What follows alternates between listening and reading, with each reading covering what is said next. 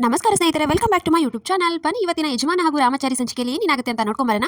ಇಂದಿನ ಸಂಚಿಕೆಯಲ್ಲಿ ಝಾನ್ಸಿಗೆ ಆಕ್ಸಿಡೆಂಟ್ ಆಗಿ ರೋಡಲ್ಲಿ ಬಿದ್ದಿರ್ತಾಳೆ. ರಾಘು ಹೆಲ್ಪ್ ಹೆಲ್ಪ್ ಅಂತ ಜನರನ್ನೆಲ್ಲ ಕೇಳ್ತಿರ್ತಾನೆ. ಅಷ್ಟರಲ್ಲಿ ತರುಣ್ಗೆ ಕಾಲ್ ಮಾಡಿ ಝಾನ್ಸಿಗೂ ಆಕ್ಸಿಡೆಂಟ್ ಆಗಿದೆ, ಬೇಗ ಕಾರ್ ಅರೇಂಜ್ ಮಾಡ್ಕೊಂಬಾರು ಅಂತ ಹೇಳ್ತಾನೆ.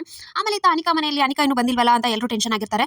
ನೀ ಏನು ಮಾಡ್ಕೊಂಡ್ಲು, ಏನಾಯ್ತು, ಏನು ಮಾಡಿದ್ಲು ಅಂತ ಯೋಚನೆ ಮಾಡ್ತಿರ್ತಾರೆ. ಅಷ್ಟರಲ್ಲಿ ಅನಿಕಾ ಬಂದು ಹೇಳ್ತಾಳೆ, ನಾನೇನು ಸತ್ತೋಗೋದಿಲ್ಲ ಬಿಡಿ, ನಾನು ನನ್ನ ನೆಮ್ಮದಿ ಕೆಡಿಸಿದವ್ರನ್ನ ಸಾಯಿಸಬೇಕು, ಅದನ್ನೇ ಮಾಡಿ ಬರ್ತಾ ಇದ್ದೀನಿ ಇವಾಗ ಅಂತ ಅನಿಕಾ ಕೋಪದಿಂದ ಹೇಳ್ತಾಳೆ. ಅದಕ್ಕೆ ಏನು ಈ ಥರ ಬೆಳೆಸ್ಬಿಟ್ವಾ ನಾವು ಮುದ್ದು ಮಾಡಿ ಅಂತ ಅವ್ರ ಅಪ್ಪ ಅಮ್ಮ ಬೇಜಾರಾಗ್ತಿರ್ತಾರೆ. ಆಮೇಲೆ ರಾಘು ಝಾನ್ಸಿನ ಹಾಸ್ಪಿಟಲ್ಗೆ ಅಡ್ಮಿಟ್ ಮಾಡ್ತಾರೆ.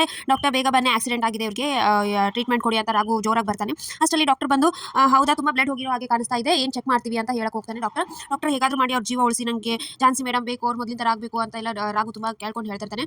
ಆಮೇಲೆ ಸರಿ ಆಯಿತು, ನಾನು ಚೆಕ್ ಮಾಡ್ತೀನಿ, ಏನಾಗಿದೆ ಅಂತ ಕನ್ಫರ್ಮ್ ಮಾಡ್ತೀನಿ ಅಂತ ಡಾಕ್ಟರ್ ಹೋಗಿ ಚೆಕ್ ಮಾಡಿ ಬರ್ತಾನೆ. ಬಂದು ಬ್ಲಡ್ ಭಾಳ ಹೋಗಿದೆ, ಮೇಜರ್ ಸರ್ಜರಿ ಮಾಡಬೇಕು, ಸೊ ನೀವು ಒಂದು ಫಾರ್ಮಿಗೆಲ್ಲ ಸೈ ಮಾಡಬೇಕು ಅಂತ ಹೇಳ್ತಾನೆ. ಸರಿ ಆಯಿತು, ನಾನು ಅವ್ರ ಗಂಡನೇ ಮಾಡ್ತೀನಿ ಅಂತ ರಾಘು ಸೈ ಮಾಡ್ತಾನೆ. ಆಮೇಲೆ ತಾತನಿಗೂ ವಿಷಯ ಗೊತ್ತಾಗುತ್ತೆ. ರಾಯ್ ಬಂದು ಯಜಮಾನ್ರಂತ ಜೋರಾಗಿ ಬಂದು ಹೌದು ಆಕ್ಸಿಡೆಂಟ್ ಆಗಿದೆಯಾ ಅಂತ, ನಡಿ ಈಗಲೇ ಹೋಗಬೇಕು ಅಂತ ಅವರು ಕೂಡ ಹೊರಡಕ್ಕೆ ಸ್ಟಾರ್ಟ್ ಮಾಡ್ತಾರೆ. ಆಮೇಲೆ ರಾಮಚಾರಿ ಹಾಗೆ ಚಾರು ಅವ್ರಿಗೂ ಈ ವಿಷಯ ಗೊತ್ತಾಗುತ್ತೆ, ಆಕ್ಸಿಡೆಂಟ್ ಆಗಿರೋದು. ದೇವ್ರು ಯಾಕೆ ಇಷ್ಟು ಕಷ್ಟ ಕೊಡ್ತಾ ಇದ್ದಾನೆ ಅವ್ರಿಗೆ, ಒಂದ್ರ ಮೇಲೆ ಒಂದು ಕೊಡ್ತಾ ಇದ್ದಾನೆ, ಯಾಕೋ ಏನು ಅಂತ ಹೇಳಿ ರಾಮಚಾರಿ ನಾನು ಅಲ್ಲಿ ಹೋಗ್ತೀನಿ ಅಂತ ಸರಿ ಆಯಿತು ನೀವು ಹೋಗಿ ಬನ್ನಿ, ನಾನು ದೇವ್ರಿಗೆ ದೀಪ ಹಚ್ತೀನಿ ಅಂತ ಹೇಳಿ ಚಾರು ದೀಪ ಹಚ್ಚಕ್ಕೆ ಹೋಗ್ತಾಳೆ. ಆಮೇಲೆ ರಾಘು ಹಾಗೆ ತರುಣ ಇಬ್ಬರು ಬೇಜಾರಿಂದ ನಿಂತಿರ್ತಾರೆ. ಅಷ್ಟರಲ್ಲಿ ತಾತ ಮನೆಯವರೆಲ್ಲ ಬರ್ತಾರೆ. ಏನಪ್ಪ ರಾಘು ಇದೆಲ್ಲ ಅಂತ ಕೇಳಿದ ತಕ್ಷಣ ರಾಘು ಆತ ಝಾನ್ಸಿ ಮೇಡಮ್ಗೆ ಆಕ್ಸಿಡೆಂಟ್ ಆಗೋಯ್ತು ತಾತ ಎಲ್ಲ ಹೇಳ್ತಾನೆ. ಅದಕ್ಕೆ ಅಲ್ಲಿ ತುಳಸಿ ಬಂದು ಏನು ಅದು ಆಕ್ಸಿಡೆಂಟ್ ಮಾಡಿದ್ದ ಅಥವಾ ಮಾಡಿಸಿರೋದ ಇದನ್ನೆಲ್ಲ ಅಂತ ಹೇಳಿದ ತಕ್ಷಣ ರಾಘುಗೆ ಕೋಪ ಬಂದು ಏನು ಮಾಡ್ತಾ ಇದ್ದೀರಾ ಮೇಡಮ್, ಆಕ್ಸಿಡೆಂಟ್ ಆಗಿತ್ತು, ನಾವು ಕರ್ಕೊಂಡು ಬಂದಿದ್ದೀವಿ ಹಾಸ್ಪಿಟ್ಲಿಗೆ ಅಂತ ತರುಣ್ ಹೇಳ್ತಾನೆ. ಸರಿ ಒಳ್ಳೆ ಹಾಸ್ಪಿಟ್ಲಿಗೆ ಕರ್ಕೊಂಡು ಹೋಗಬೇಕು, ಇಲ್ಲಿ ಬಂದಿದ್ದೀರಲ್ಲ ಏನು ಅಂತ ಹೇಳಿದ ತಕ್ಷಣ ಒಳ್ಳೆ ಹಾಸ್ಪಿಟ್ಲಿಗಿಂತ ಫಸ್ಟ್ ಟ್ರೀಟ್ಮೆಂಟ್ ಮುಖ್ಯ, ನಾವು ಅಲ್ಲಿ ಕರ್ಕೊಂಡು ಬಂದಿದ್ದೀವಿ, ನೀವು ಇದು ಮಾಡಬೇಡಿ. ಇವನೇನು ಹೇಳ್ತಿದ್ದಾನೆ, ನಾವು ಇವಾಗಲೇ ಶಿಫ್ಟ್ ಮಾಡೋಣ ಅಪ್ಪ, ಇದೆಲ್ಲ ಬೇಡ, ಈ ಹಾಸ್ಪಿಟಲಲ್ಲಿ ದೊಡ್ಡ ಟ್ರೀಟ್ಮೆಂಟ್ ಕೊಡ್ಸೋಣ ಅಂತ ಎಲ್ಲ ಹೇಳಿದ ತಕ್ಷಣ ಡಾಕ್ಟರ್ ಬರ್ತಾನೆ. ಡಾಕ್ಟ್ರೇ ಏನಾಯಿತು ನಮ್ಮ ಮೊಮ್ಮಗಳಿಗೆ ಅಂತ ತಾತ ಕೇಳ್ತಾನೆ.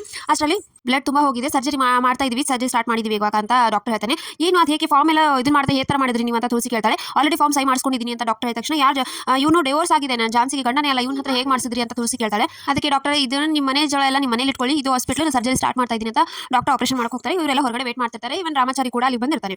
ಆಮೇಲೆ ರಾಘು ಮನೆಯಲ್ಲಿ ಪಾಪ ಎಲ್ಲ ಸರಿ ಹೋಯ್ತು ಅನ್ನೋಷ್ಟರಲ್ಲಿ ಝಾನ್ಸಿಗೆ ಈ ಥರ ಆಗಬಾರ್ದಾಗಿತ್ತು ಅಂತ ಮನೆಯವ್ರು ಮಾತಾಡ್ತಿರ್ತಾರೆ. ಆಗಲಿ ಬಿಡಿ ದೊಡ್ಡಪ್ಪ, ಅವಳು ಅನುಭವಿಸಿದ ಅವಳು ಮಾಡ್ತಿರ್ತಾಳೆ ಅಂತ ಪಲ್ಲವಿ ಅವರೆಲ್ಲ ಮಾತಾಡ್ತಿರ್ತಾರೆ. ಆಮೇಲೆ ಝಾನ್ಸಿಗೆ ಆಪರೇಷನ್ ಆಗ್ತಿರುತ್ತೆ, ತಾತ ಹಾಗೆ ಹೊರಗಡೆ ವೇಟ್ ಮಾಡ್ತಿರ್ತಾರೆ. ಆಮೇಲೆ ಡಾಕ್ಟರ್ ಬಂದು ಏನಾಯ್ತು ಡಾಕ್ಟರ್ ಅಂತ, ಆಪರೇಷನ್ ಸಕ್ಸಸ್ಫುಲ್ ಆಗಿದೆ ಅಂತ ತಕ್ಷಣ ಎಲ್ಲರಿಗೂ ಖುಷಿ ಆಗುತ್ತೆ. ಖುಷಿ ಆದ ತಕ್ಷಣ ಆದರೆ ಆಪರೇಷನ್ ಸಕ್ಸಸ್ಫುಲ್ ಆಗಿದೆ, 24 ಅವರ್ಸ್ ಅಬ್ಸರ್ವೇಷನ್ ಇರಬೇಕು, ಅಷ್ಟರಲ್ಲಿ ಪ್ರಜ್ಞೆ ಬಂದರೆ ಓಕೆ, ಇಲ್ಲ ಅಂತಂದ್ರೆ ಅವರು ಕೋಮಾ ಸ್ಟೇಜ್ಗೆ ಹೋಗೋದಿದೆ ಅಂತ ಡಾಕ್ಟರ್ ಹೇಳ್ತಾನೆ. ಮತ್ತೆ ಎಲ್ಲರೂ ಗಾಬರಿ ಆಗ್ತಾರೆ. ಸೊ ಇಷ್ಟಿತ್ತು ಇವತ್ತಿನ ಸಂಚಿಕೆ. ಸೊ ವಿಡಿಯೋ ಇಷ್ಟ ಆಯ್ತು ಲೈಕ್ ಮಾಡೋದನ್ನ ಮರಿಬೇಡಿ.